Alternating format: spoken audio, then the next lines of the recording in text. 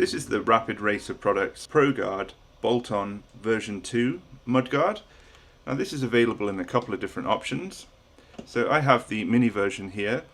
They also do a standard version as well as a max version, which adds extra protection. There is a slight caveat with the max version that it's not designed for aggressive riding.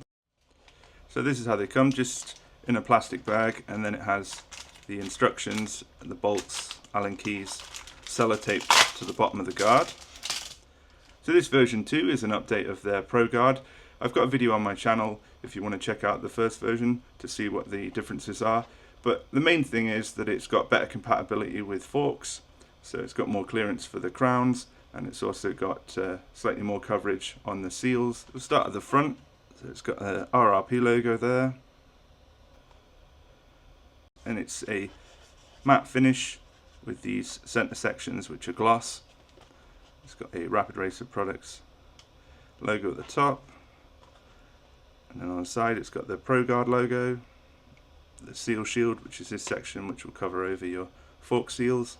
Obviously it's got the bolt-on section where the screws and bolts will go, and then underneath it's completely smooth, so obviously that should help with the mud and stones. So here's the instructions that come in a small plastic bag. Obviously it lays these out. I'll also leave a link to their website which has the instructions as well, but it's just explaining which bolts that you need to use. And then here it has a little warning here about the rubber pads. You want to chill them down. Here's what you get in the kit as standard. So obviously you've got the instruction sheet, you've got 4 rubber pads, so that gives you a couple of spares. You've got a 3mm Allen key. You've also got a selection of bolts for various different forks, as well as an adapter bracket for the Fox version here. And then you get some tilt brackets. Now what these do is, on the mudguard itself, you just put these into the holes here, and they will fit on the front, and one will lift the front up and one will lower it down. So depending on your particular fork and setup, you can customize it.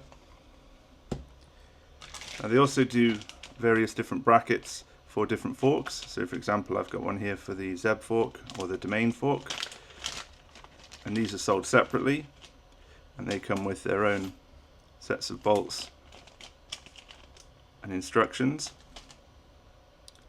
I will leave a link in the description because they've got an excellent guide which shows the compatibility of the version 1 and version 2, as well as the brackets that you'll need for particular forks. Obviously most people are going to be generally covered. I would assume that the most popular one is probably going to be this Zeb adapter. So as per the instructions, I've put these rubber pads into the freezer just to chill them down. So on the back it's got a piece which is obviously the adhesive, and then it's got a cover over the front.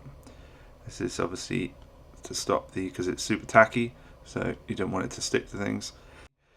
So I've pre-started this because it's a little bit fiddly to get started, but once you've got it going, it should just peel straight off. Let's just line it up on this.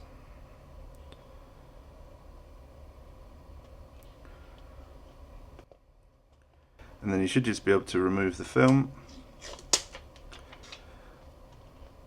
And this is obviously quite tacky. It's going to sit against your fork leg. So here we are in front of a Zeb fork. I just wanted to quickly show you the size difference between the mini and the standard. So we'll just put the mini version in. So you just need to pinch the sides in, push the guard in. So there's the mini. And here's the standard. It doesn't have the bracket or the rubber pads on, but just to give you an idea. So here we are at the brace of the Zeb fork. So obviously if you've been using the fork, make sure that you clean it and check that the threads don't have any dirt in them. What I'd do is, once they're cleaned out, just run the M3 bolt through the threads just to make sure that they're actually threading in fine without any contamination in there. So as you saw before, to fit the guard, all you've got to do is just squeeze in at the side and then just line up the bracket. Hopefully you can see this on camera. You should be able to see the hole with the threads actually on the brace through the bracket. And what I'm going to do is I'm going to start with the long 16mm M3 bolt in the center. I'm just going to thread that in loosely, and then hopefully I can keep the two outside ones lined up. Once you've got those 3 bolts in, I like to just check that the wheel is moving freely and there's no rub on it. And finally, I'm going to put the self-tapping screws. There's 2 of these, so obviously these are self-tapping, so they're going to require slightly more force to get them in, but you shouldn't have to put a great deal of force on them. There we go. As far as how tight they need to be, it's 0.5 Newton-meter to 1 Newton-meter, so that's really not much force at all.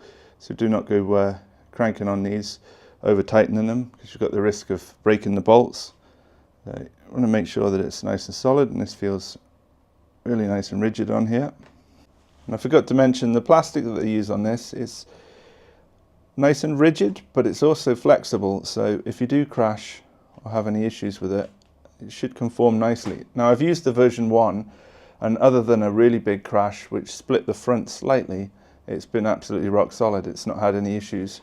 What I'm going to do now is I'm going to take the air out of the fork just to make sure that the crown actually clears the mudguard and doesn't cause any contacting issues.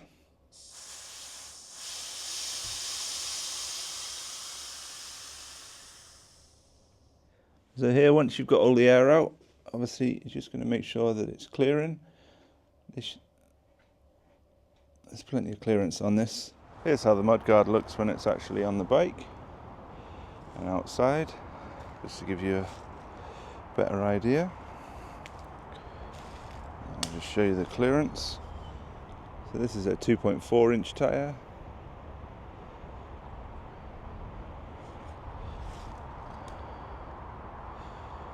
That was a look at the RRP ProGuard bolt-on version 2. So I've used the previous version, the V1, for a number of years, and I've been happy with the performance of it. And this version 2 has some nice improvements to it. What I tend to do is I tend to run the mini version for the majority of the year, and then I swap over to the standard version when it gets particularly muddy outside. If you've got any comments or questions, please feel free to leave them in the box below. And if you got this far into the video, I do appreciate it. Thank you very much for watching.